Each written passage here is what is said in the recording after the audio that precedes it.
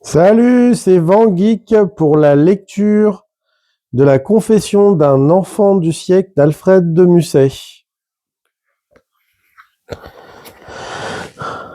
Je vais reprendre d'ici. Voilà. Alors, attention, c'est parti.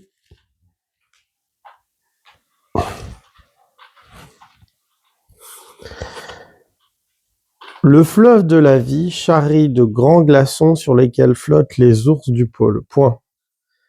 L'astre de l'avenir se lève à peine. Il ne peut sortir de l'horizon. Il y reste enveloppé de nuages, et comme le soleil en hiver, son disque y apparaît d'un rouge de sang qu'il a gardé de 93.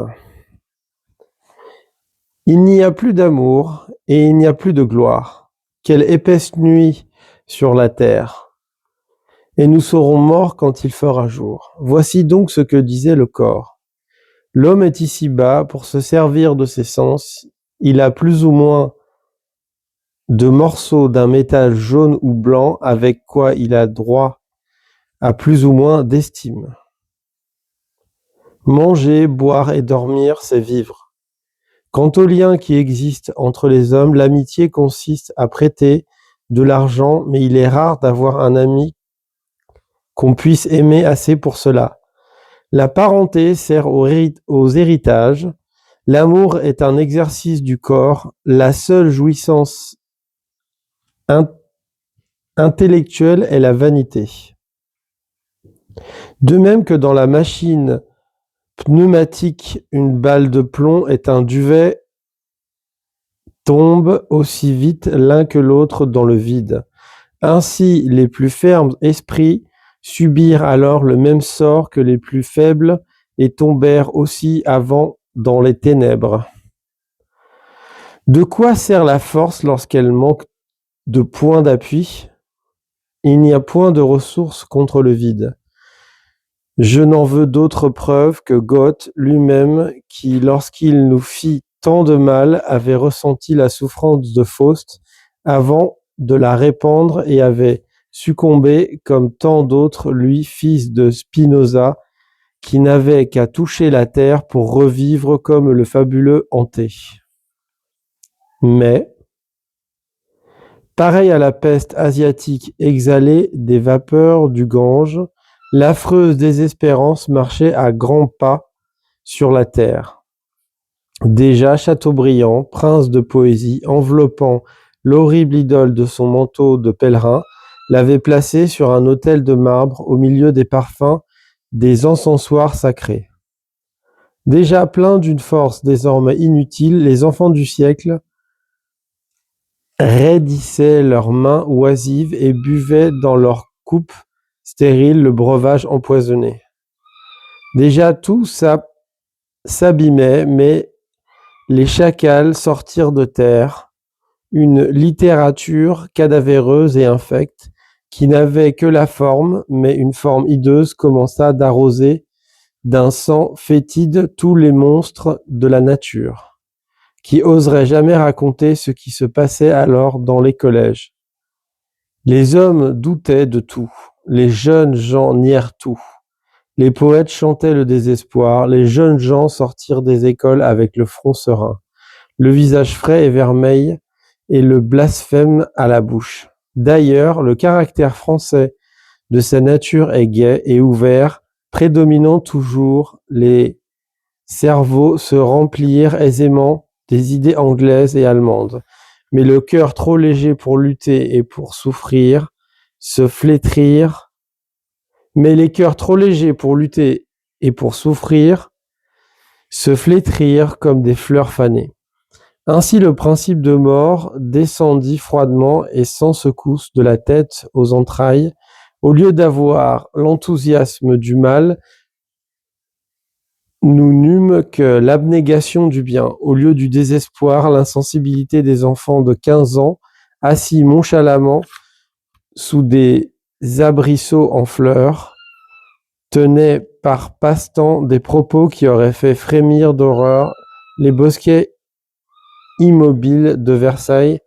La La communion du Christ, l'hostie, ce symbole éternel de l'amour céleste, servait à cacheter des lettres. Les enfants crachaient le pain de Dieu.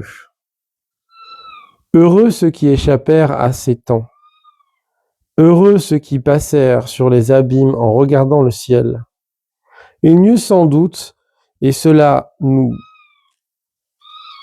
plaindrons, il est malheureux. Il n'y en eut sans doute, et cela nous plaindrons. Il est malheureux vrai qu'il n'y a dans le blasphème une grande déperdition de force qui soulage le cœur trop plein. Lorsqu'un athée tirant sa montre donnait un quart d'heure à Dieu pour le foudroyer, il est certain que c'était un quart d'heure de colère et de jouissance atroce qu'il se procurait. C'était le paroxysme du désespoir, un appel sans nom à toutes les puissances célestes. C'était une pauvre et misérable créature se tordant sous le pied qui l'écrase. C'était un grand cri de douleur. Et qui sait, aux yeux de celui qui voit tout, c'était peut-être une prière. Ainsi, les jeunes gens trouvaient un emploi de la force inactive dans l'effaction du désespoir. Se railler de la gloire, de la religion, de l'amour, de tout au monde est une grande consolation pour ceux qui ne savent que faire. Ils se moquent par là d'eux-mêmes et se donnent raison tout en faisant la leçon. Et puis, il est doux de se croire malheureux lorsqu'on n'est que vide et ennuyé. La débauche, en outre, première conclusion des principes de mort, est une terrible meule de pression lorsqu'il s'agit de s'énerver. En sorte que les riches se disaient « Il n'y a de vrai que la richesse. Tout le reste est un rêve. Jouissons et mourons. » Ceux d'une fortune médiocre se disaient « Il n'y a de vrai que l'oubli. Tout le reste est un rêve. Oublions et mourons. » Et les pauvres disaient « Il n'y a de vrai que le malheur. Tout le reste est un rêve. Blasphémons et mourons. » Ceci est-il trop noir? Est-ce exagéré? Qu'en pensez-vous? Suis-je un misanthrope? Qu'on me permette une réflexion. En lisant l'histoire de la chute de l'Empire romain, il est impossible de ne pas s'apercevoir du mal que le chrétien, si admirable dans le désert,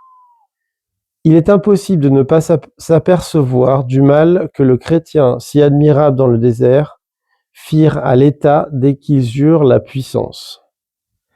Quand je pense, dit Montesquieu, à l'ignorance profonde dans laquelle le clergé grec plongea les laïcs, je ne puis m'empêcher de le comparer à ce Cens dont parle Hérodote, qui crevaient les yeux à leurs esclaves afin que rien ne pût les distraire et les empêcher de battre leur lait. Aucune affaire d'État, aucune paix, aucune guerre, aucune trêve, aucune négociation, aucun mariage ne se traitèrent que par le ministère des moines. On ne saurait croire quel mal il en résulta. Montesquieu aurait pu ajouter: le christianisme perdut les empereurs, mais il sauva les peuples. Il ouvrit aux barbares les palais de Constantinople, mais il ouvrit les portes des chaumières aux anges consolateurs du Christ. Il s'agissait bien des grands de la terre. Et voilà qui est plus intéressant que le dernier aliment d'un empire corrompu jusqu'à la moelle des os, que le sombre galvanisme au moyen duquel s'agitait encore le squelette de la tyrannie sur la tombe d'Héliogabale et de Caracal. La belle chose à conserver que la momie de Rome Embaumé des parfums de Néron, cercle du linceul de ténèbres. Il s'agissait, messieurs, des politiques d'aller trouver le pauvre et de leur dire d'être en paix. Il s'agissait de laisser les vers et les taupes ronger les monuments de honte, mais de tirer des flancs de la momie une vierge aussi belle que la mère du Rédempteur, l'espérance, amie des opprimés. Voilà ce qui fit le christianisme, et maintenant, depuis tant d'années, qu'on fait ce qu'ils l'ont détruit. Ils ont vu que le pauvre se laissait opprimer par le riche, le faible par le fort, par cette raison qu'ils se disaient, le riche et le fort n'opprimeront sur la terre, mais quand ils voudront entrer au paradis, je serai à la porte et je les accuserai au tribunal de Dieu. Ainsi, hélas, ils prennent patience. Les antagonistes du Christ ont donc dit aux pauvres, tu prends patience jusqu'au jour de justice.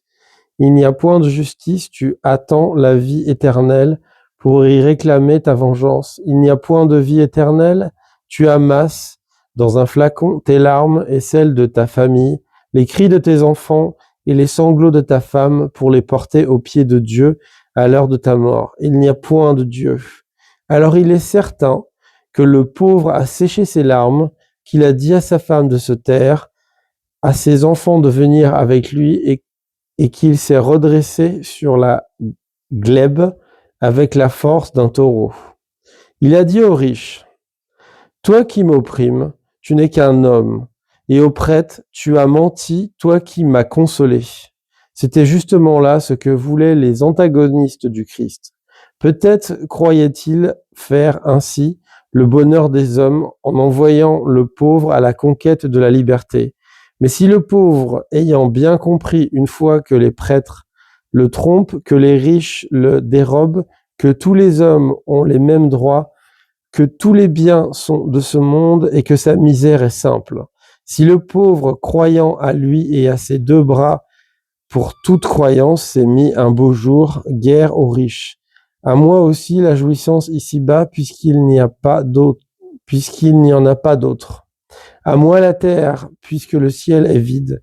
À moi et à tous, puisque tous sont égaux, au raisonneur sublime qui l'avait mené là,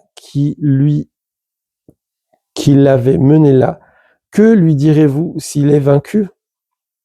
Sans doute, vous êtes des philanthropes, sans doute vous avez raison pour l'avenir et le jour viendra où vous serez bénis. Mais pas encore en vérité, nous ne pouvons pas vous bénir. Lorsque autrefois l'oppresseur disait « À moi la terre, à moi le ciel », répondait l'opprimé. À présent, que répondra-t-il? Toute la maladie du siècle présente vient de deux causes. Le peuple qui a passé par 93 et par 1814 porte au cœur deux blessures. Tout ce qui était n'est plus. Tout ce qui sera n'est pas encore. Ne cherchez pas ailleurs le secret de nos maux. Voilà un homme dont la maison tombe en ruine. Il la démolit pour en bâtir une autre. Les décombres gisent sur son champ et il attend des pierres nouvelles pour son édifice nouveau. Au moment où le voilà prêt à tailler ses moellons et à faire son ciment, la pioche en main, les bras retroussés, on vient lui dire que les pierres manquant et lui conseiller de reblanchir les vieilles pour en tirer parti. Que voulez-vous qu'il fasse, lui qui ne veut point de ruine pour faire un nid à sa couvée? La carrière est pourtant profonde, les instruments trop faibles pour en tirer les pierres. Attendez, lui dit-on, on lui tirera peu à peu, espérez, travailler, avancer, reculer. Que ne lui dit-on pas? Et pendant ce temps-là, cet homme n'avait plus sa vieille maison et pas encore sa maison nouvelle, ne sait comment se défendre de la pluie, ni comment préparer son repas du soir, ni où travailler, ni où reposer, ni où vivre, ni où mourir, et ses enfants sont nouveau-nés. Ou je me trompe étrangement, ou nous ressemblons à cet homme. Au peuple des siècles futurs, lorsque par une chaude journée d'été, vous serez courbés sur vos chaussures, sur vos charrues, dans les vertes campagnes de la patrie. Lorsque vous verrez sous un soleil pur et sans tache la terre, votre mère féconde, sourire dans sa robe matinale aux travailleurs, son enfant bien-aimé, lorsque, essuyant sur vos fronts tranquilles le saint baptême de la sueur, vous promènerez vos regards sur votre horizon immense où il n'y aura pas un épi plus haut que l'autre dans la moisson humaine, mais seulement de bleuets et de marguerites au milieu des blés jaunissants aux hommes libres. Quand alors vous remercierez Dieu d'être né pour cette récolte, pensez à nous qui n'y serons plus. Dites-vous que nous avons acheté bien cher le repos dont vous jouissez. Plaignez-nous plus que tous vos pères, car nous avons beaucoup des maux qui les rendent dignes de plainte, et nous avons perdu ce qui les consolait. Bon, je vais arrêter ma lecture là, voilà. Et après, je reprendrai le chapitre 3. Voilà, c'était Van Geek pour la lecture de La confession d'un enfant du siècle d'Alfred Musset. Je trouve ça vraiment magnifique. Je vous recommande fortement de le lire ou de l'écouter si vous avez vraiment trop la flemme de le lire. C'était Van Geek. Bonne soirée à tout le monde.